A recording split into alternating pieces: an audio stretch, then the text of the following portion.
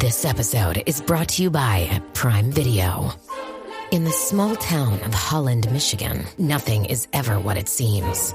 Behind the tulip festivals and pretty houses lay dark secrets that threaten to tear a marriage apart. Nicole Kidman stars in this darkly twisted thriller about a wife and mother whose quest to uncover her husband's secrets may get her more than she bargained for. Holland, streaming on Prime Video March 27th.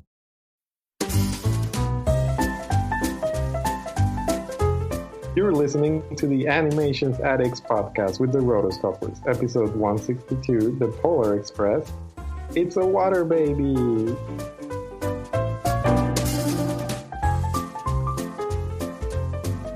Welcome to the Animation Addicts podcast with the Rotoscopers, Disney, DreamWorks, Pixar, Don Bluth, and everything in between.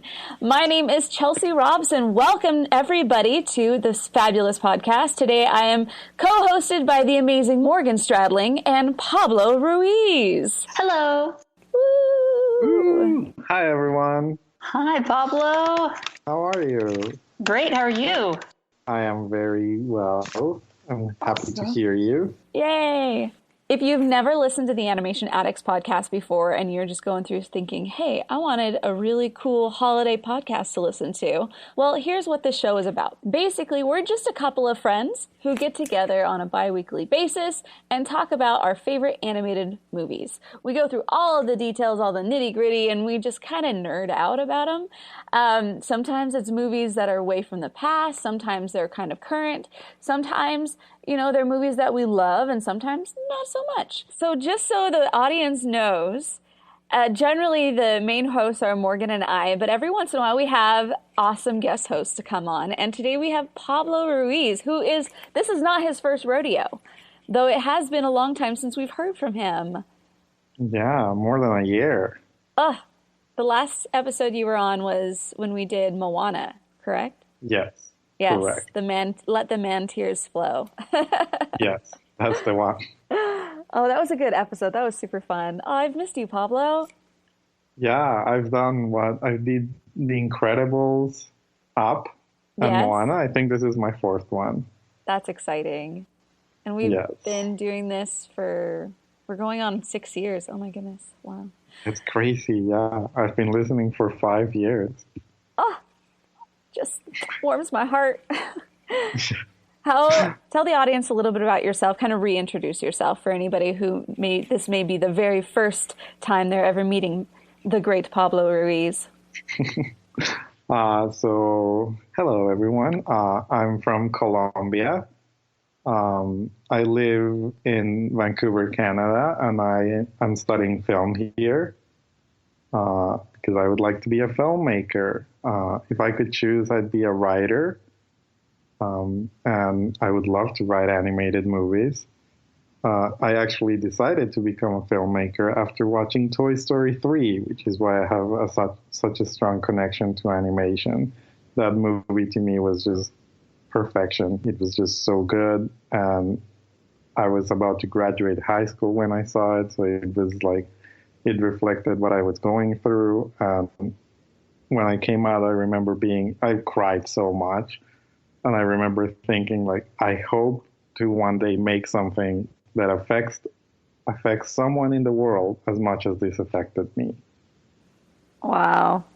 That really was a good movie. That's the goal. Yeah, that's still my favorite animated movie ever. I wouldn't say it's my favorite, but it is very high up there, definitely on the short list. Yeah, it is so good. And I loved Coco too, so Leon Coco was so great. Also, Pablo is our resident Pixar writer on the website. Yes. I complain a lot about Pixar lately. People are not that happy about that, but what can I do? You gotta speak the truth, buddy. Yeah. I did love Coco, though. It's one of my favorite Pixar movies. Also, the thing is, there's no bigger troll than Pablo. Too, so yes, that is also true. Although apparently every joke I come up with eventually comes true. So it's true. I really hope Disney doesn't buy Fox, because First of all, it's scary because Disney has maybe too much power. And second, it would ruin my Anastasia as a Disney princess joke, which infuriates so many people, and I enjoy it so much. Oh, that joke will be listed in the show notes today if you go to episode 162 of the Animation Addicts podcast. Oh, it's my favorite thing ever. Oh yeah, it's so great. And people always just pick up on it and start complaining and correcting me. Yeah. I just write for an animation site. What do I know? Exactly. So today we are recording our Christmas holiday special. Yay. Yay. Because we all love a good holiday special. True. And we're talking about the Polar Express. Tickets, please. Tickets. Ooh. Well, you're coming? Never take the rest. You can ride for free. So one very popular part of this podcast, well, it's not obviously that popular because we don't do it every time, but one thing that we love to do is called the Nerdy Couch Discussion. Basically, we just take a random, semi-random that kind of pertains to the day's topic, but also more of a tangent side. But it's basically just us sitting around on a couch at like 2 a.m, just talking random Disney / random nerdy stuff. And so today I had a question for you guys. Today we're doing our fantastic holiday special. And I'm just wondering, why is it that Christmas movies get so much love? Este episodio es presentado por Honda. Descubra la nueva Honda Passport Trail Sport Todoterreno. La Passport más todoterreno que Honda haya imaginado jamás. Esta Passport cuenta con mayor altura al suelo, barras de techo en todas sus versiones y neumáticas especialmente diseñados para cualquier terreno. Además, disfruta todos tus viajes con el control de clima de 3 zonas, techo panorámico y opciones como asientos delanteros con calefacción y ventilación. Conoce más en honda.com/passport. I mean, it's not like Easter gets that much love, or Kwanzaa, or something like that. But Christmas, is everywhere in film. Right, but because Christmas is super magical and happy, and it's really created quite a brand for itself. You know, there's so many iconic things about Christmas, and it is the most wonderful time of the year, to quote the song, at least from my perspective. And I think a lot of people feel that way. And as a result, there's a certain brand of happiness that you find around Christmas time. And I think people love it. And so obviously you want to capture that in movie form. For example, I just watched a movie on Netflix last night, which was just a total, hey, it's Christmas, let's put out a movie. It was called A Christmas Prince. And it's about this girl who goes to this make-believe kingdom as a reporter and tries to get the scoop and, ends up winning the prince at the end of the day. Spoiler, I'm sure you would not have guessed that. But again, this movie did not have to, now that I'm thinking about it, there was really nothing Christmassy other than it was set around December. Right. This movie could have been a totally normal movie. They just labeled Christmas on it and threw a couple Christmas decorations in the background, but it wasn't necessarily a huge focal point. But I think because Christmas is just such a happy time, people want to enjoy it. They want to watch movies about it. Yeah, it's also a holiday that is about family too, which I think is important because that means even a movie like Die Hard, which doesn't really have to do anything with Christmas, is set during Christmas because it's all about family. It's all about Bruce Willis reconnecting with his wife. So they're just oh, that's family. Let's put it set it during Christmas. That's so funny. And it's also funny because I read a bunch of tweets in the when Coco hadn't come out, and they were like, "Oh, another Dia de los Muertos movie? We had Book of Life. Why do we need another one?" And all the responses were just we get 1,600 Christmas movies every year, so what's the difference? It's just a holiday. Oh my gosh. Yeah, Christmas gets a lot of love. I'm trying to think about different Thanksgiving films. There are films that are Thanksgiving, set around that time period. But the only one I can think of in recent memories is Free Birds, which really did not take off in the way that they were hopefully expecting, where every year we're going to sit around and watch Free Birds, guys. For Thanksgiving. No. But with Christmas, there are Christmas classics and staples that absolutely I'm going to be watching between the period of Thanksgiving and Christmas. Home Alone, Home 1 Alone. and 2 being one of them. Mm-hmm. Yeah. On average, how many Christmas movies do you think you watch every year? I know every year I watch at least Home Alone and The Muppets Christmas Carols. Those are like my traditions. Other than that, I'm not that much, like I don't watch random Christmas movies really. So I would say around 2, maybe 3 if there's a new one. Right. I don't have like the free-form 25 Days of Christmas DVR'd and ready to go, or I'm watching a new one every night. But Home Alone 1 and, of course, Home Alone 2, which I believe Home Alone 2 is better than the original, but that's just me. Oh.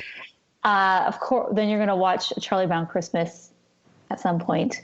And then I do like Rudolph the Red-Nosed Reindeer. I don't necessarily love Frosty the Snowman, even though I did grow up watching it. But looking back, that's not a go-to quite so much anymore.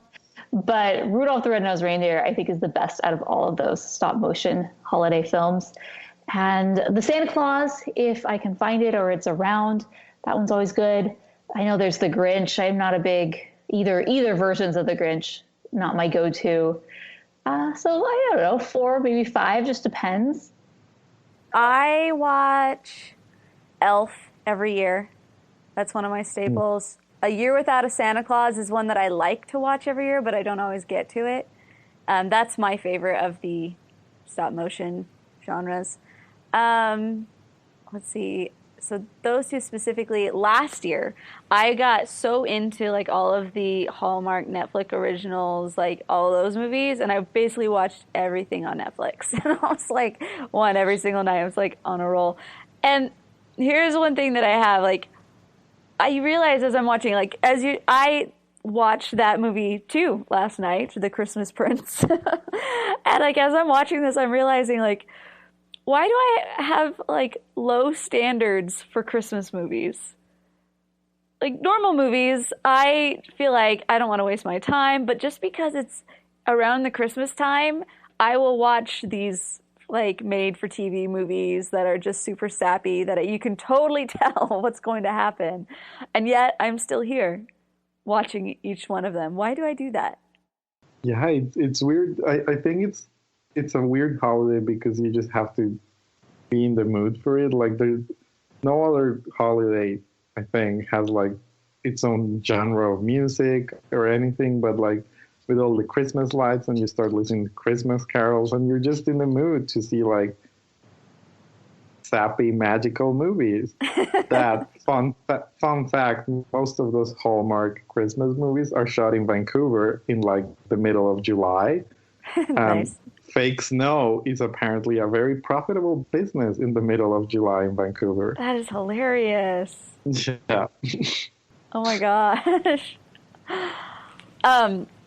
I can name you 3 holiday movies on Netflix that are really, in essence, an elaborate 90-minute build-up to a commercial for Kay Jewelers.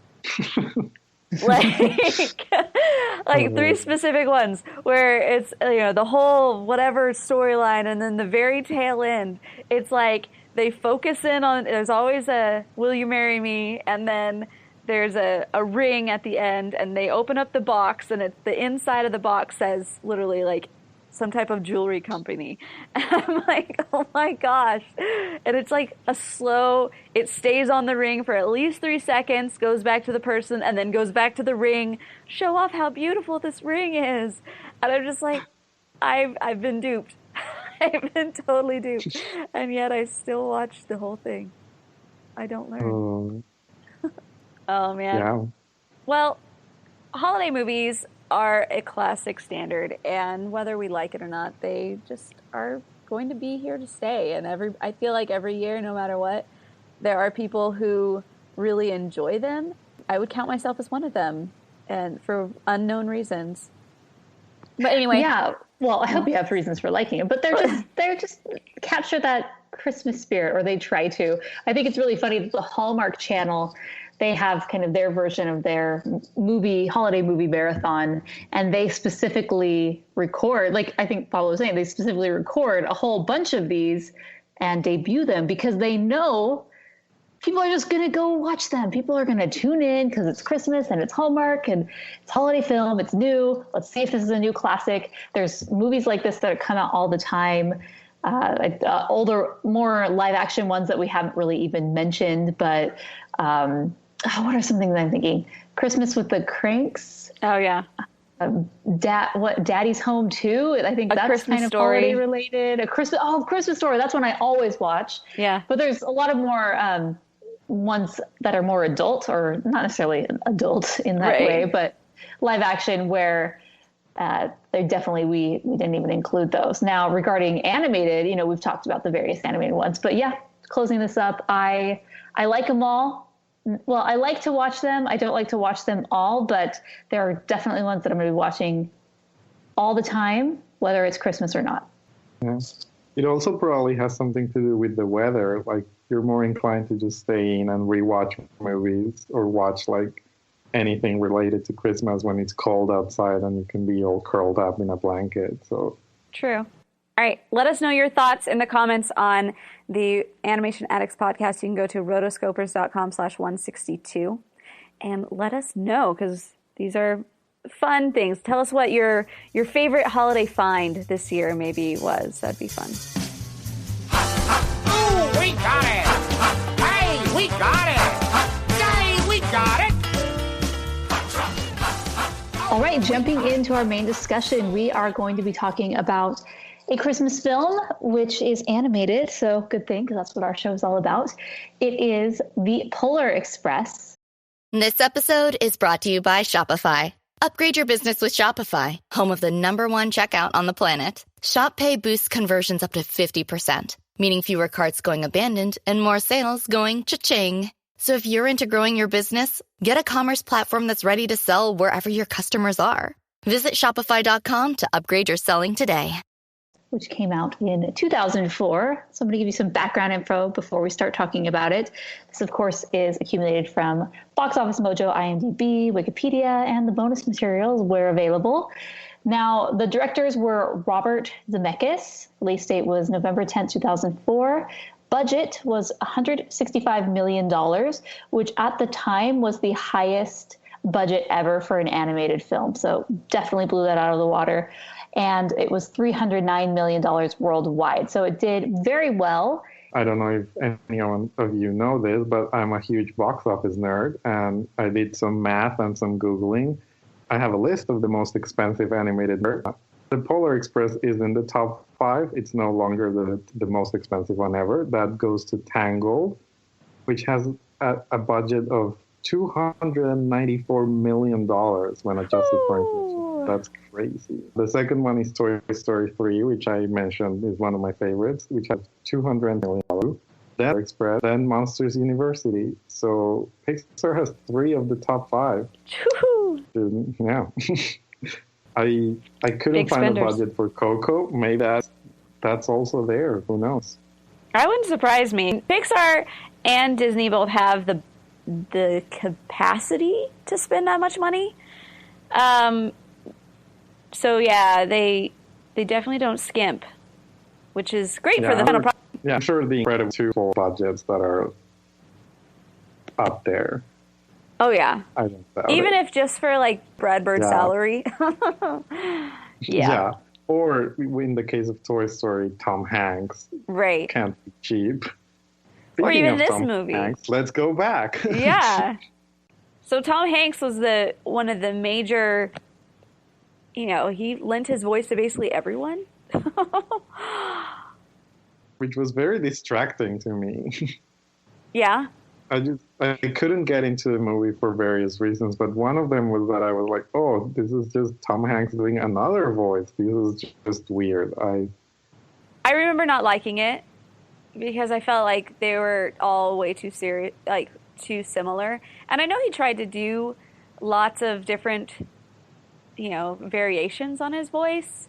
But even like when you got to Santa and whatever, and it's just like you add lots of reverb on that to make it sound big and and puffy. But yeah, there were times where I didn't necessarily notice it. I was aware that he did majority of the voices in here, but at the same time, he would be doing a character, and then Tom Hanks would come out, and I'd be like, "Oh, yeah, it's you." So I'm not quite sure he was totally believable in some of his accents and playing these other folks. Yeah. So let's talk about the animation, because that's one of the biggest things that people talk about with these films. And I feel 2004 was a very interesting time period because animation had definitely, and computer animation had definitely improved and gotten better. You know, we start with Toy Story in 95, and then we start branching off into using, you know, I mean, CGI had been used as way back as Jurassic Park and even before that, but then through the 90s, people getting more and more familiar with it. Even just through the various 3 Lord of the Rings films, you see a huge difference in the animation quality, especially from Gollum from the first film, Gollum for, you know, and his motion capture in the final film. We have the amazing Final Fantasy film, which was a I keep wanting to say stop motion, but motion capture film that definitely was criticized for being in the uncanny valley. And this one was one of those as well. I think 2004, it was, oh, wow, animation has progressed so far. We can do all these amazing things. But even then, we still weren't quite there yet. When I look at the animation, I feel like I'm watching kind of a modern day video game, where video game animation, which is very interesting, has kind of reached the point where feature-length animation was at 2004. It's realistic, but not quite there. I did not find this totally distracting, though, as I'd heard reports where I was creeped out, in reading some of the reviews from other reviewers and critics, some people just completely blasted the film because they thought it was so distracting. So what were your guys' thoughts? I knew about the controversy, and I was very interested to see what I would think. I didn't find it disturbing or anything. I know my sister's husband, for example, couldn't watch The Adventures of Tintin because he was just too creeped out. I don't have that problem. I did have a problem with the characters' eyes. Like, they were just so dead all the time. Yeah. I couldn't connect with anyone because every time they got a close-up or something, the eyes were just dead and unmoving, and it was so creepy. The eyes so and the jaw. Fan. Yeah, I'm not the biggest fan. I just think that normal animation works so much better. So that year gave us The Incredibles, which is like an all-human cast, and it works so well, whereas this, obviously you shouldn't just stop experimenting, and this was the first big feature that featured this technology, but not a fan, I have to say. Yeah, you know, animation, at least in the traditional sense, whether it's CGI or traditional, is where it's the illusion of life. And so we're trying to recreate life, but not necessarily pixel by pixel or making an exact replica, but we're showing movement and life in our own interpretation. And I think with traditionally animated films and CGI animated films, there's a lot of caricature and squash and stretch and just different things that we're able to infuse into the animation, which sets it apart from trying to completely copy and imitate life, which I feel what motion capture is. It's the complete imitation of life. And as a result, just because it is not an organic being, it is a computer, it is a model, it's just pixels on a screen. For the most part, there's always going to be this gap. And they are closing the gap more and more, but during this period of time, definitely not.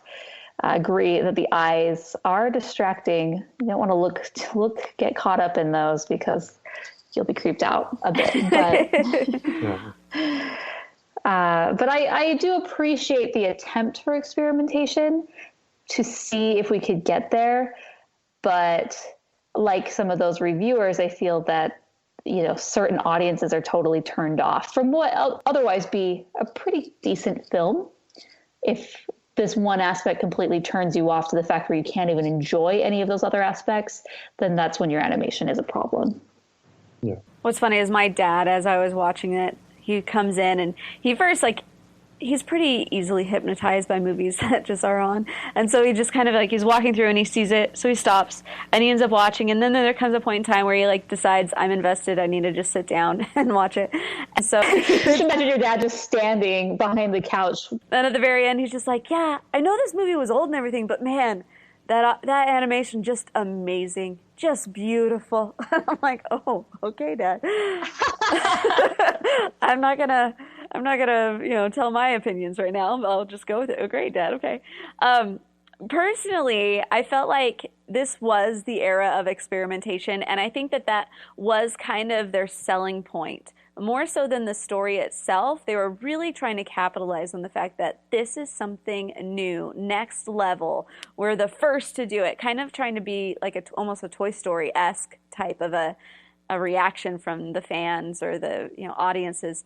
And honestly, like, there were just certain things that just, no, that you mentioned that they had done Incredibles and everything, and they had done a lot better as far as that. But they're really even Incredibles was trying to be more of a caricature as opposed to live and an actual person. So I think this was probably one of the first times that they tried to be like realism in a film. And okay, you can give them props for that, but in the end, I don't feel like it. I feel like I would have been more entranced in the film if they would have like stuck with proven practices and not spent this much money on that much of an experimentation. I mean, there's two sides of the story. You can say, hey, if they hadn't experimented, we wouldn't have gotten as far, blah, blah, blah. Yeah, true, whatever. I didn't enjoy it as much. Honestly, like during the hot chocolate scene specifically, like all of the people dancing, they just looked like puppets to me. And they like they weren't subject to the laws of gravity. Like they weren't really on the ground. So it was just weird in scenes like that, even though that was like the scene that everybody tried to capitalize on. Yeah, for the most part, not a hater on the animation, as I kind of expected to be. So I think that's good, because I was actually watching the Scrooge movie that came out, Disney put out in 2009, and that also is motion capture. And I felt that one was so completely distracting where I had to turn it off. While this one, and I think it's because it's motion capture, but then the characters are kind of cartoony. Yeah. And so there's just this real dissonance that did not work for me in that movie. And this one, since it tried to stay a little bit more just one or the other, right, where it's more realistic, I could handle it. I got used to it. It still wasn't perfect, but good enough. Yeah. And I definitely, by the time The Adventures of Tintin came out, I really liked that movie. I have no problems with the animation. So yeah, it was 7 years later. That one came out in 2011. So, good for them for experimenting and being pioneers. And I don't think we've gotten another motion capture animated movie since Tintin, or have we? I don't think so. Not to my recollection. I mean, it's hard to see if these are like truly, when you just type in motion capture animated films, Polar Express, Beowulf 2007, Christmas Carol 2009, Tintin, which is 2011. I mean, it's listing Happy Feet as that, which I would not count that as motion capture. Pretty sure those penguins were not dancing. Like, sign me up for that show. I'm all in. I would pay big money to see these penguins dance. Right. I think the only stop or motion capture film that has come out since Tintin was Tarzan. And that's one that didn't really make a big splash here. That was the one with Kellen Lutz. But 2013, Rotten Tomatoes, it has an 18% rating. So there you go. But that's the kind of that motion capture realm so far. So it's interesting, because I think during this early 2000 era, if you're looking, like a lot of these films are between anywhere from 2004 to 2013, if we're going to count that. So it was like a 10-year period where we're really not totally experimenting. It's not like every single film was like this, but there's Polar Express 2004, Beowulf 2007, Christmas Carol 2009, Adventures of Tintin 2011.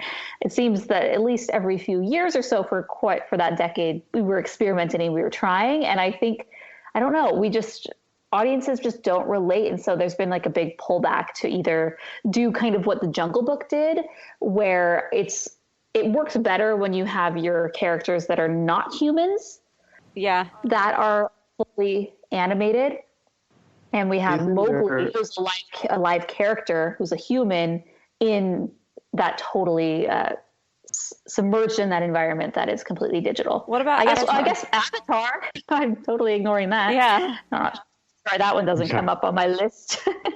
Isn't there another Jungle Book movie coming out like next year, directed by Andy Serkis, which I assume will be motion capture animation? That's his thing. So yeah, I guess we haven't completely moved apart from that. It hasn't taken over our animation and world like I guess we imagined it would be. I think if anything, video games, it has taken over so much more in video games. Because there's a lot of cutscenes and a lot of scenes in animation in video games now that are very prominent motion capture. It's big business for them. Anyway, let's move on to music. So the composers were Glenn Ballard and Alan Silvestri. And overall, I thought the music was pretty good. There's not too many songs. It's not like this tried to be a musical. So we got, basically one or two songs that just the one that the children sing and then the one at the end, which I think was enough. This episode is brought to you by Progressive Insurance. Do you ever find yourself playing the budgeting game? Well, with the Name Your Price tool from Progressive, you can find options that fit your budget and potentially lower your bills. Try it at Progressive.com. Progressive Casualty Insurance Company and Affiliates. Price and coverage match limited by state law. Not available in all states. Yeah. What do you feel about the music and the songs in the film? So they had Polar Express, which was sung by Tom Hanks, and then When Christmas Comes to Town.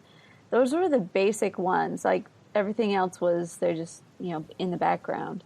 As for the songs in the movie, original songs, I guess, they were fine. I don't really remember them, and I watched the movie less than 24 hours ago. So not a good sign.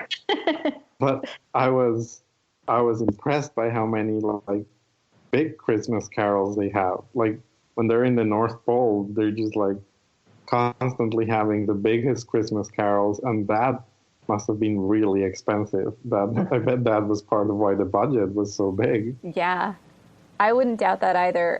They had a lot of times, in order to save on budget, what films will do is they'll take these same songs, but then they'll have somebody else sing them, so it's not as iconic of a voice. Right. But yeah, they went all the way and just got the originals. And the thing is, when they have to make these deals with each one of the publishers, they have to make it song by song. And then it's how much do you think that this song has effect on the overall, basically it's up to the publisher how much they charge to put each song in the film. Actually, side story is my uncle is a music producer, and he actually produced a whole album of Christmas songs with a bunch of kids. And he created this about 5 or 6 years prior to the movie that came out. And then he was like, oh my gosh, the music directors for this new movie called The Polar Express just contacted me, and I'm on a short list for getting one of my songs and one of my versions on the actual soundtrack. And I'm like, oh, what? Wow. It would have been so cool. And unfortunately, they ended up going with somebody else or one of these others, But yeah, I always think of man, that would have been so great to be able to go to this movie. And I think that was one of the main reasons why I made sure to go see this in theaters, because I was like, all right, if Bobby's song didn't make it in there, what songs did? So that was something. I'll actually put a link to that album in the show notes. There's a really fun song of me singing I Saw Mommy Kissing Santa Claus when I'm 7.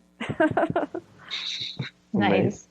But yeah, as far as the music goes, I liked the songs. I didn't think they were bad, but yeah, I have an emotional thing of dang it, why couldn't Bobby's song be on there?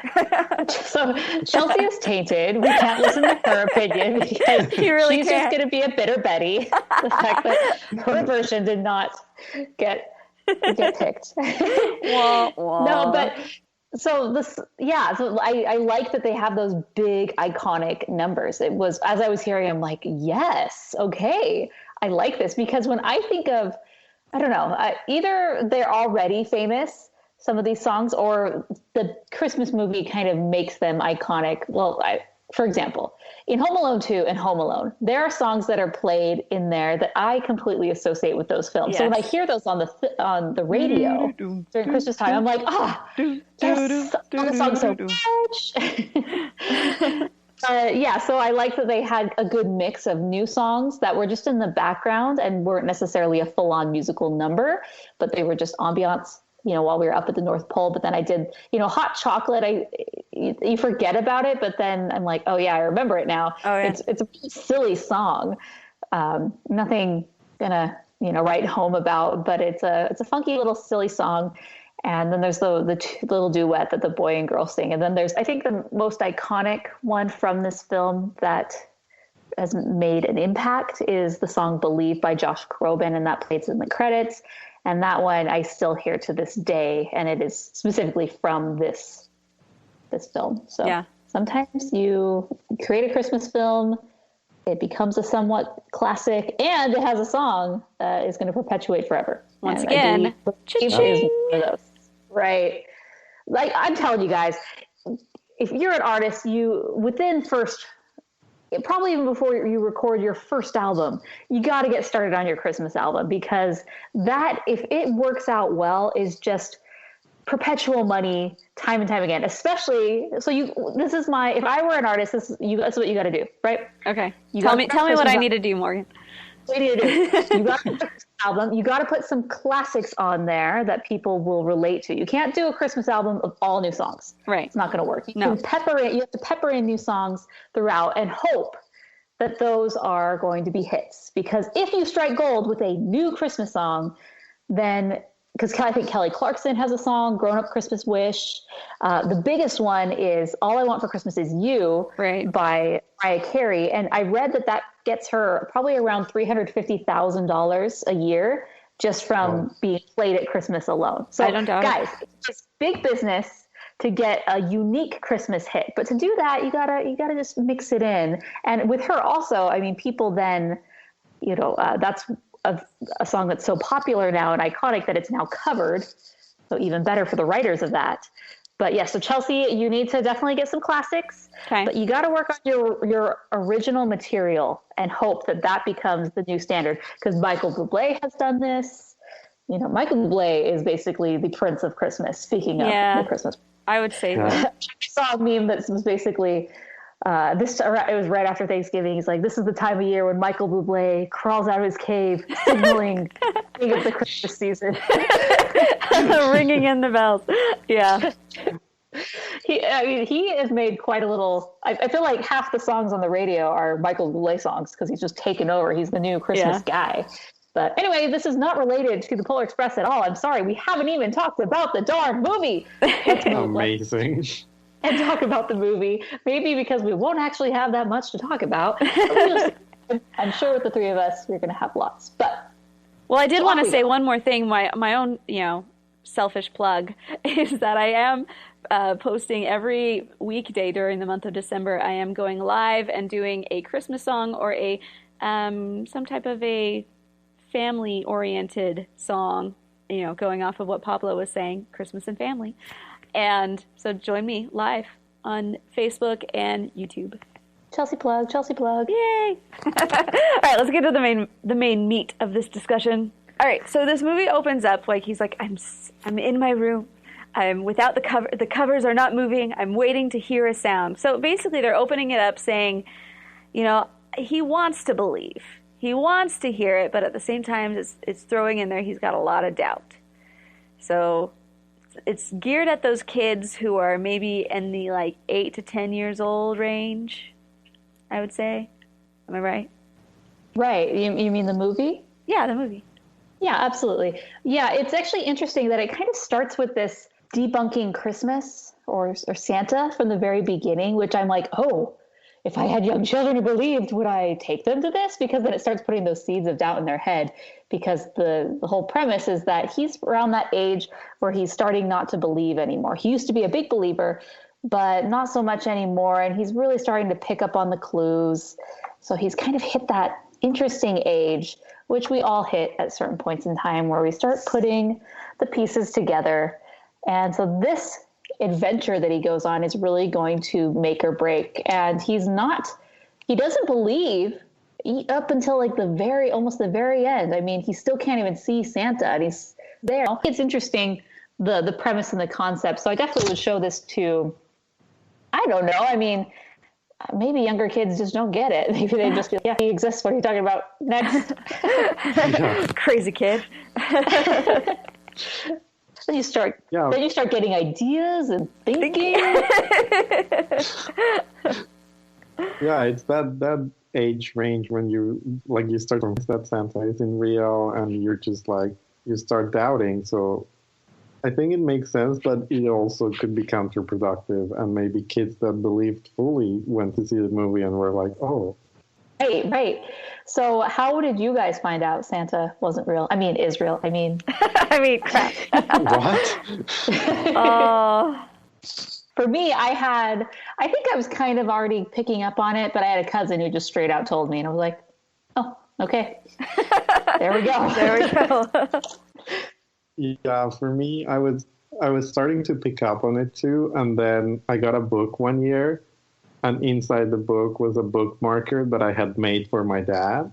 So I guess he was reading the book that he gave to me, and he just left the bookmarker that I had made for him. So I was like, oh, this wasn't from Santa. This was him. Oh, that's kind of sad. That is sad. For me, I was actually probably younger than I would like to be, but at the same time, like, it's kind of one of those, it kind of taught me a lesson of like self-protection type thing.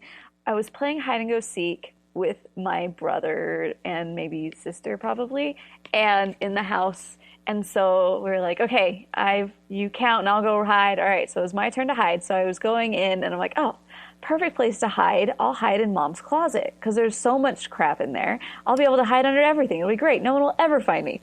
So I go in there, and as I'm pushing things away, I see this box that it was a water baby. And I wanted this water, if you guys know what a water baby was, it's like, it looks and feels like a real baby. Basically, it's like a rubber like body that you fill up with water, and then it's got the plastic head. But it was like the thing that I wanted at that age. And I saw it, and I was like, oh, a water baby. And then I see my brother behind me, like, Chelsea, like, basically, you weren't supposed to go hiding or whatever. And apparently he told my mom. And then I knew that he told my mom. And then when Christmas came, I did not get the water baby. And I was like,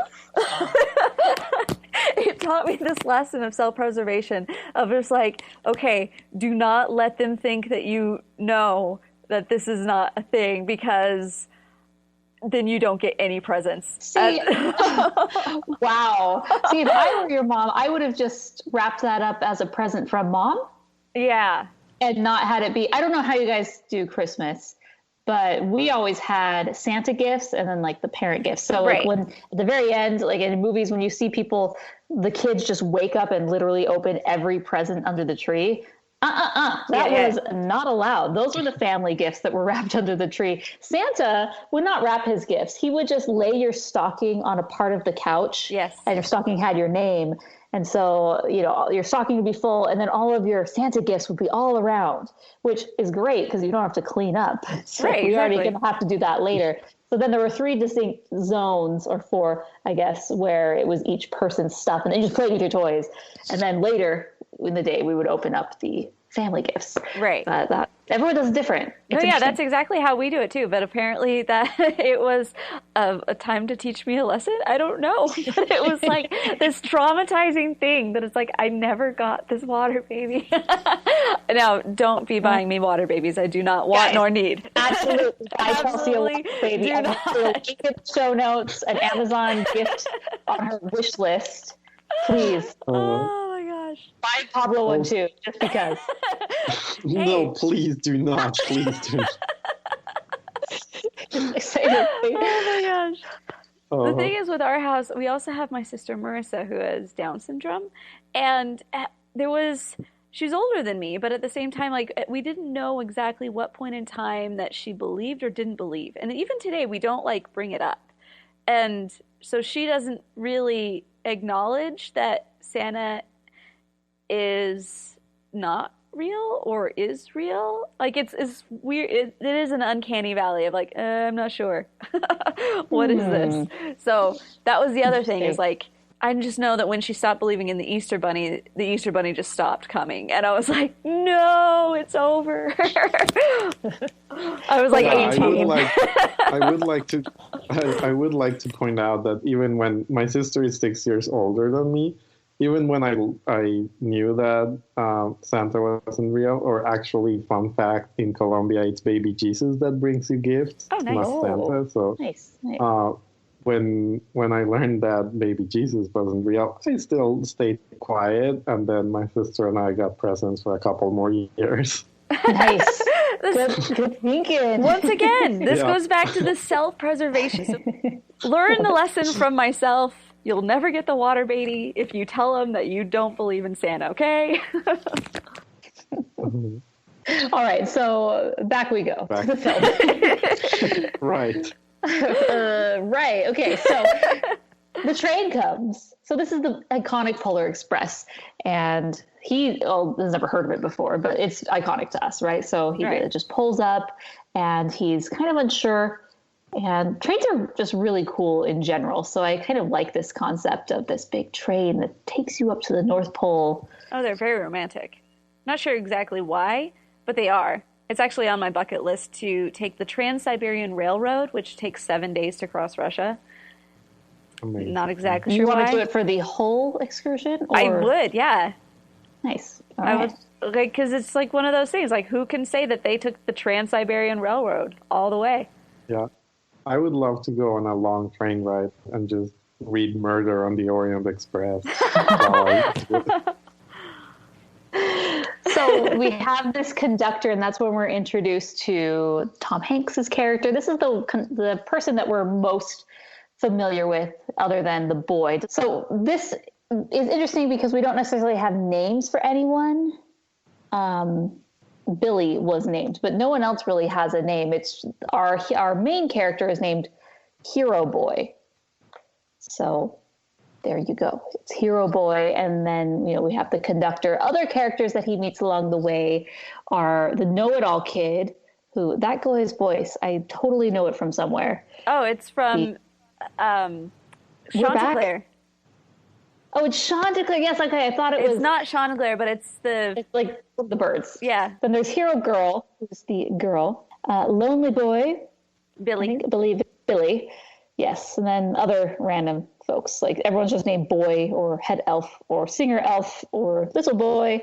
So they did not do a great job in helping us really understand who these characters were, but that's how it goes in the book. It's just, we don't need to know their names, just people. Yeah. So Hero Boy, he gets on. Initially, he's not so sure about it, but he hops on. So he's on the train. And I feel like this movie is a series of two big events happening, other than meeting Santa at the very end. It's runaway train or ticket flying in the wind. I hated both of those sections. Like, multiple times. I'm sitting here thinking, can we get another plot point? Please. And if it's not runaway train, it's the variation of runaway train, which is roller coaster-esque ride, where they're on something and it's just like action adventure. And I'm not quite sure why they felt they had to put so many of these scenes in. And well, maybe it's because the original book is a storybook and very short. So they needed to pad it with lots of action adventure. And instead of doing it with real plot, let's just fill time with the ticket floating around in the wind for 3 minutes, and there we go. Or we're going to have a runaway train for the next 5 to 10 minutes because, hey, filler. I was waiting because the Adventures of Tintin have that famous long take where Spielberg moves the camera for 3 minutes, and it's just tinting going down the entire city, and it's just insane. So I was like, oh, I wonder if this movie, because Robert Zemeckis also is like used to be direct live action, I wonder if he's gonna have like a crazy scene where he moves the camera a lot and doesn't cut. And then for some reason, the hero boy is like chasing them with the girl's ticket, but like why? They're just gonna come back and then it comes back, and I was just like, this was literally comes back to the same place where it was, more or less, within a few feet. It's just very, very pointless, and I do not enjoy this. Yeah, it's just adding unnecessary stress for the kid. Unnecessary stress and a reason for the kid to go out on top of the train. Mm-hmm. Or to go out in the front of the train, or just to like see the train. Just explore different parts of the train so we're not in the cabin the whole time. Right. Yeah, because that would be boring. Yeah. I sat here until we arrived. Yay. Which, spoiler alert, if you go on one of these Polar Express excursions, do not be expecting some crazy Harry Potter journey ride or anything crazy, because it's just sitting in your chair. Yep. Yeah. Here's my question is, why didn't they ever invite the lonely kid up to the front of the car? Yes, that was very strange. So like this kid, Piers, right, he's their very last person that they pick up. And clearly there's not room for him, even though there's plenty of seats in that main room where all the children are. Right. But he sits in the other one way over there, and they just kind of leave him. But hey, we remember you. We'll give you some hot chocolate. But other than that, like, hey, kid. Like, talk about social segregation. Like, just because he's poor, what? Well, I don't know, because the conductor was really basically, the conductor doesn't put him there. The conductor, I imagine, would have put him in the right place. He just kind of hops on and that's where he goes, right? Yeah. See, the Billy the Lonely Kid, he was a very interesting person to me. Like, for example, like the whole time I'm thinking, okay, do you guys know who Malcolm Gladwell is?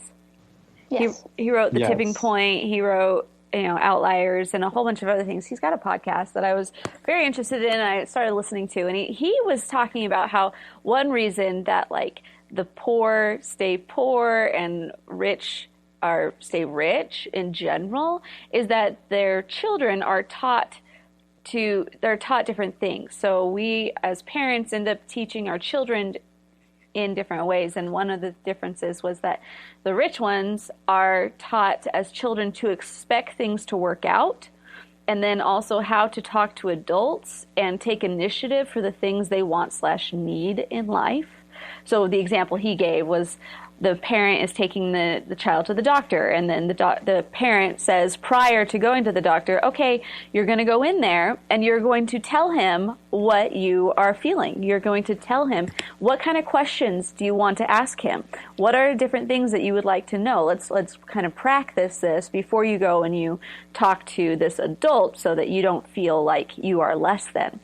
It really teaches a kid to, as opposed to being a bystander in their own life while their parent, takes charge and does everything for them, like they're the ones that are asking the questions. They are the ones who are really taking that initiative. And then also the other thing is like, he's got such like this scarcity mentality throughout the whole thing that he's just like, Christmas never works out for me. It's just like, oh my gosh, kid. like there's so many different things that I'm like psychoanalyzing this character based on the fact that he was from the other side of the tracks, quote unquote, and all these different things. And then his like the lesson that he learns is like to lean on people, to trust people, basically to count on. It was just like I was a majority of any point in time when they had the camera on him, I was thinking about those things like, what happened to this kid? End story. Indeed. Yeah, absolutely. Well, I didn't really go into it too much. I just assumed that he, had a tougher upbringing compared to the one kid that we're talking to. Yeah, hero kid. Mm-hmm. Yeah, it was a weird movie for me with weird characters. I think it's a problem I have with adaptations, where it's like a book that for example, this book clearly isn't, like, it's not a novel, so there's not enough material for a feature film, so you have to add a lot of filler. Right. But you also have to have all the characters, so there's this, like, random person who lives on, like, the roof of the train. You best start believing like, in ghost stories, because you're in one. I was like, what? Yeah, like, that what's added the such a point of this weird aspect character? to this. It doesn't add anything to the story. It just stops it for like 10 minutes because it's the only way that they can get the movie up to 90 to release it in theaters. So it's just a weird model. Like, I think it's better when they do what How to Train Your Dragon did, where they just take like the concept and then they just create a completely original story. Right. Yeah, that was a problem with this because they didn't want to deviate from any of the main plot points. And so we're left with this film that's just really a lot of fluff. And it's a journey from, your home to the North Pole on a train to meet Santa. And they really just had to pad it out in order to make it a feature-length film. And I think they could have just done some really cool things. The original author was an executive producer, I believe, and, so was involved. And that's good, but at the same time bad, because a lot of times authors are very, very, what's the word I'm thinking of? A lot of times authors are very, very territorial and just like mama bear, papa bear over their work, and they don't want to see it change. That's why some authors just will never sell their work and the film rights, because they just don't want to see it, and because they know that it's going to get changed. But then when you have your author, not only, if you sell the rights, then it's kind of like, okay, now do what you want with it, but try to stay true to it, please. It's my baby. But when they're involved in the production, it kind of limits it a little bit, I imagine. So if I were to redo this, I would just introduce new plot points and maybe make the characters a little more fleshed out, or give them something, because what was the conflict here? Getting to the North Pole and meeting Santa? At the end of the day, end of the day, it was, does he believe? Right. Yeah, but I think that what Morgan says is right, because the point is, like, does he believe? But during the entire run of the movie, there's not really conflict, so they have to manufacture conflict. So it's like, oh no, there's a bunch of animals on the tracks. Oh no, there's roller coaster track. And it's just like, what is happening? Yeah.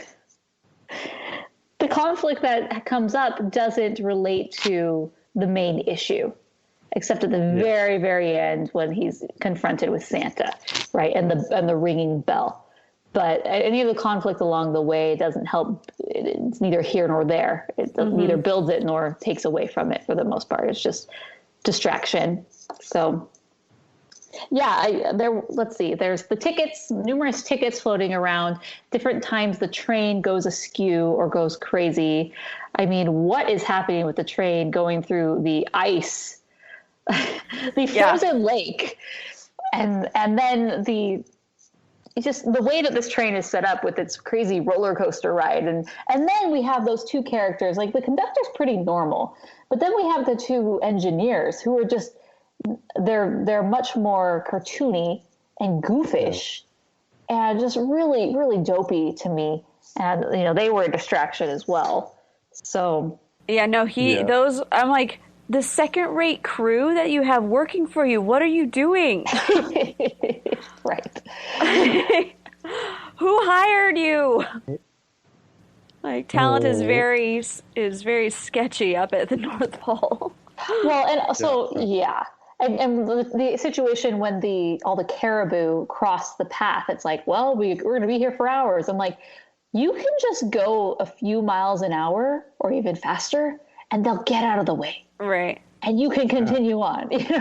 You've got a cow catcher, use it. Right, exactly. That's why they're there. Oh. I felt like there was one point in time where they're going through this like crazy tunnel. Well, that's like when they actually get to the North Pole, and the car disconnects, and they're going through, and now they're on all of these like tunnels in the workshop.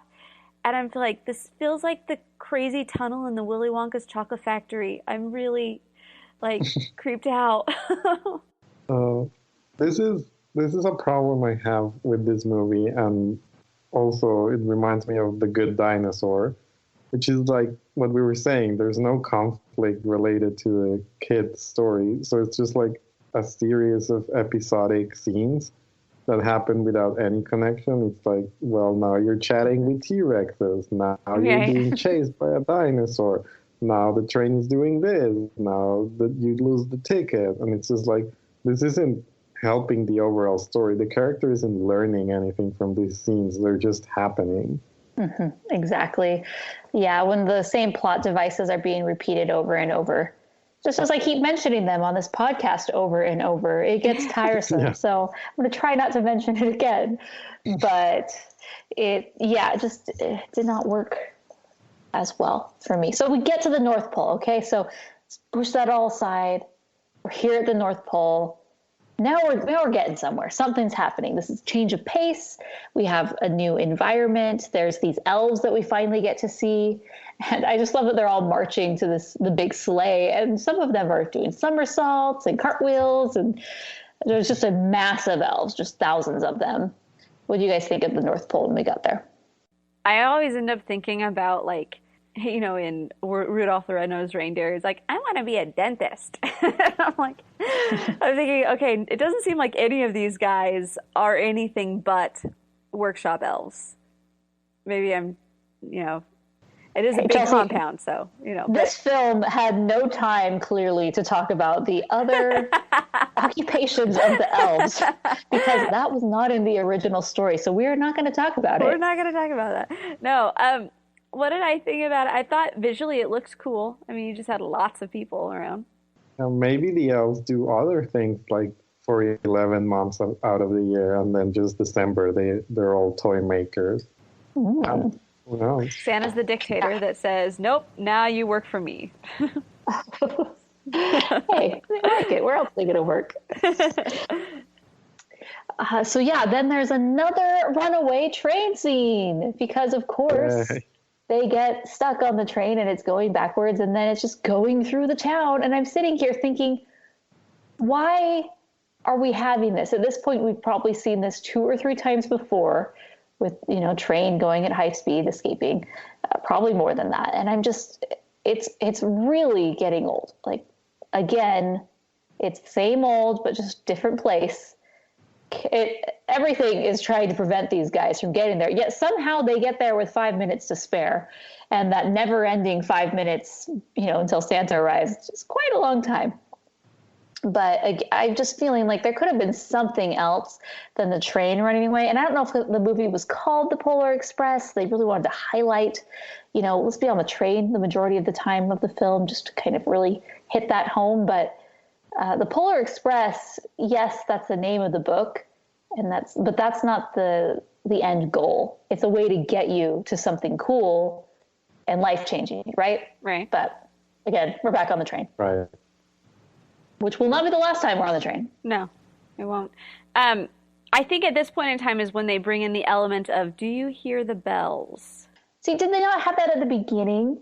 It's like, listen for him. Like I think they slightly had that, like, listen for Santa's bells. And he can't hear it. And the only thing he does hear is the little bell on the dad's hat. And so then they bring that back. Can you hear it? And isn't that the most beautiful sound ever? And they're making it very obvious, where they have these big, chains of bells that are connecting the reindeer together, and they're beautiful, and they're whipping them. So you're imagining that you're going to hear this sound, but none of us hear it. And they even, the audience doesn't hear it, and Hero Boy doesn't hear it, but and I guess you might not pay attention to it because there's a lot else going on as far as noise-wise, but it's called out like, wow, isn't that the most beautiful sound ever? And then he's recognizing, like, oh crap, I don't hear it. Yeah. And then we have that whole sequence where he's surrounded by elves in the North Pole, and he somehow doesn't believe in Santa.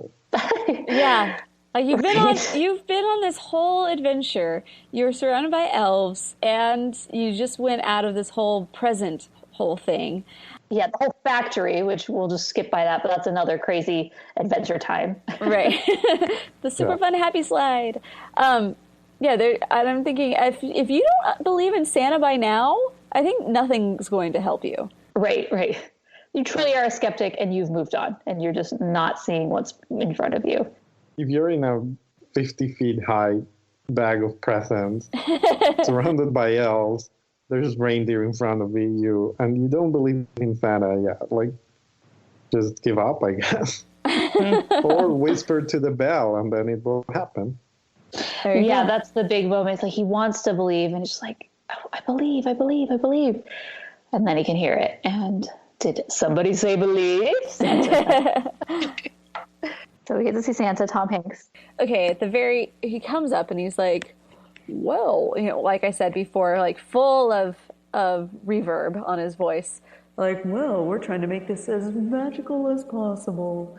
And instead of hiring a guy who could actually do the voice, we have to keep the gimmick. I joke around just because it's like, you got to throw in some type of a joke in there. Right. But it's like, yeah, as a kid, you do get into this and you feel like, okay, it's magic. Just believe it. It's magic. It's how it is. Okay, that's the world. Is that it's magic. And when he gets to that point and he's just like talking to the kid and hero boy, and he's like, well, now you know, and I'm so glad you know, type thing. I don't know. It wasn't. They should have hired you. They really should have done that.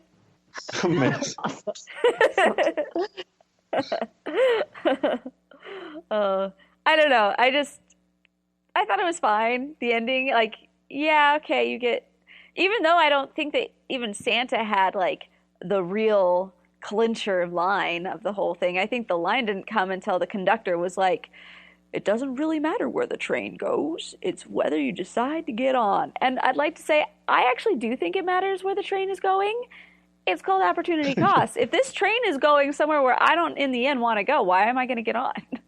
Like, just for the, sake of getting on? No. You got to know what's going on in your life.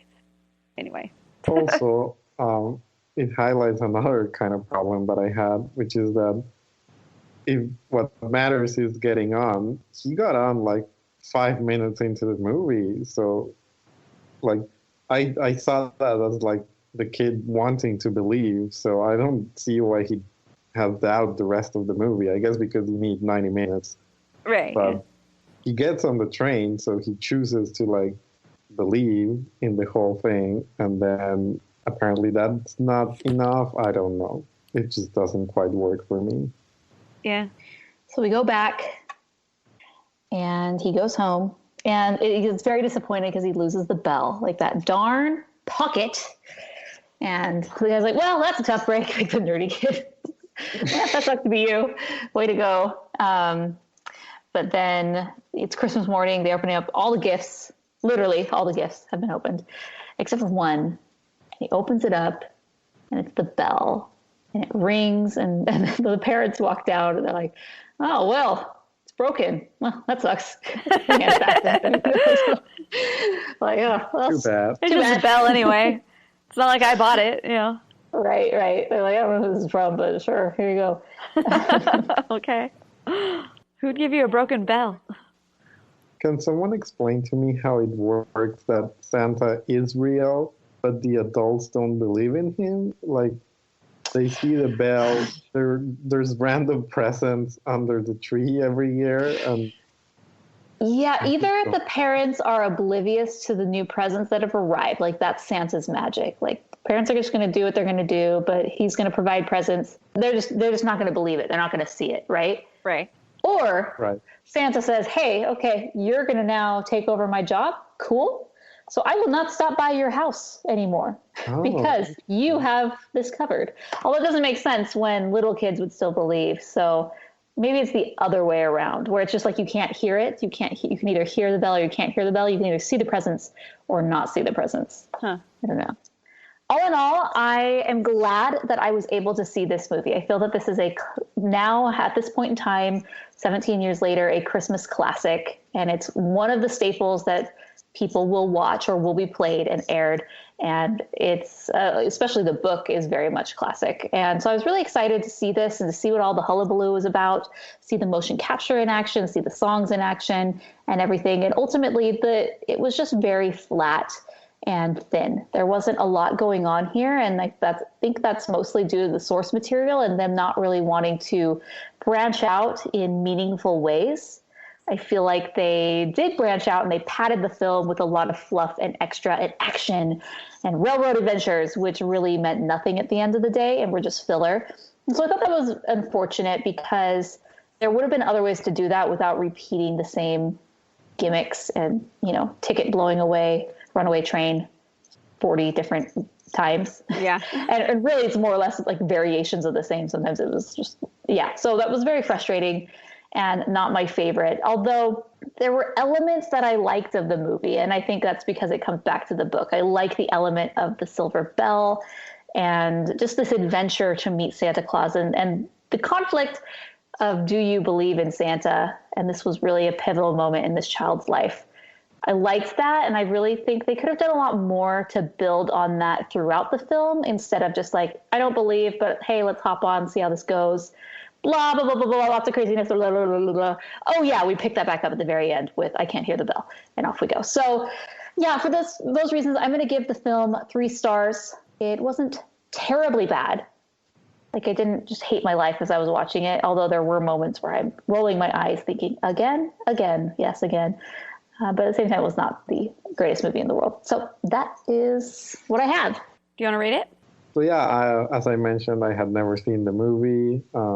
I think it was good to have seen it. Like, it is becoming a classic. I didn't really enjoy it much. It was repetitive and kind of flat, but it has its nice moments. I was thinking there's not a lot of really good animated Christmas movies. Yeah, I feel like they're more expensive, so they're harder to pin down. Yeah. So ultimately, I think I would give it 2 stars, which I think is the first time that I haven't loved a movie that I've done in the podcast, because the previous ones were The Incredibles, Up, and Moana. Well, yeah, you can only do so well. Yeah. So I think I'm going to give it 2 stars. I wasn't the biggest fan. I had a lot of problems connecting with it, but it's not the end of the world. Yeah. So yeah, that's my rating.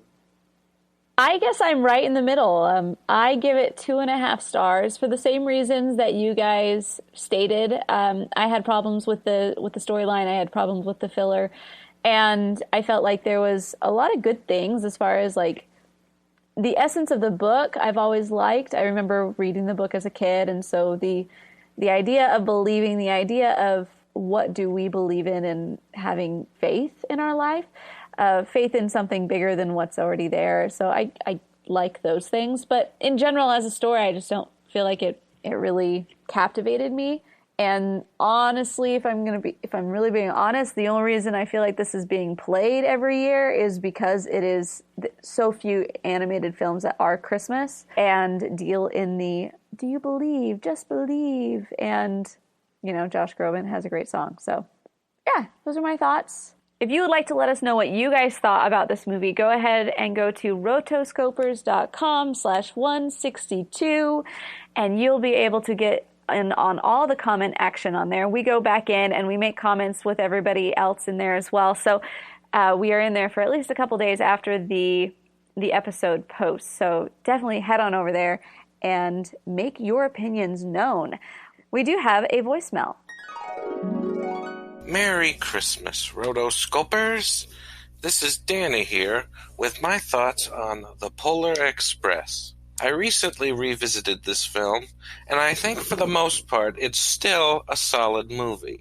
Major positives include Tom Hanks being as wonderful as ever and playing several roles, the scenery still being absolutely gorgeous, and the film's message about faith and belief, especially how they handle it through the main child and his internal struggle.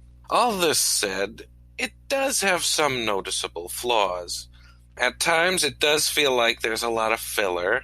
The child characters do look sort of artificial. The know-it-all kid is clearly voiced by an adult, which is kind of jarring. And I still don't know why that one elf was a Jewish stereotype. But in the end, I think my earlier praises are enough to say that this movie is good and people should check it out at least once. Oh yeah, and I almost forgot. That Josh Groban song at the end is amazing too.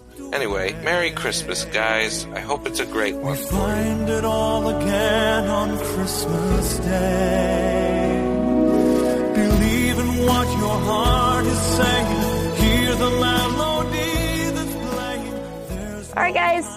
Once again, thank you for coming to the Animation Addicts podcast with the Rotoscopers today. Pablo, you've been a wonderful guest host. Thank you for joining us again. Thank you for having me. I always have so much fun with you, so let's hope the next one is soon. Yeah, for sure. If you want to find us, you can go to rotoscopers.com and get all of that information. If you want to tweet about this episode, make sure to use the hashtag AnimAddicts or AnimAddicts162 about this specific episode. And then also, if you want to give us a voicemail, we would love to hear from you. We love voicemails. It's probably our favorite thing, to be able to not only hear your thoughts, but also get to know you guys, the listeners, because we really have created a bit of a community with this. On our Instagram, I do different things. So, for example, I do a live Roto trivia, and I invite different people who happen to be on Instagram to be a part of that and join with me. And it's just been so much fun. Like, I've been meeting all of these people, face to face, getting to see and talk to everybody who've been fans for years or even fans for like a week. So it's been a lot of fun. Make sure to join in on that community on all of our sources. You can go to Instagram, Facebook, and Twitter. We're all right there. And then also, as far as voicemails, if you want to leave your voicemail, go to rotoscopers.com/voicemails. You can also call in the United States 406-646-6575. It is super easy to do. Then you get your opinion on a podcast, which is pretty cool. Yeah, you were on the last episode. I laughed. Yeah. I was like, hey, I love Coco. I can call and leave my opinion. I was so glad you did. It made me really happy. And I wanted to let you know that the very last song on that podcast, I used the Spanish version as opposed to the English version because you called in and left your opinion. Amazing. I'm glad to hear that.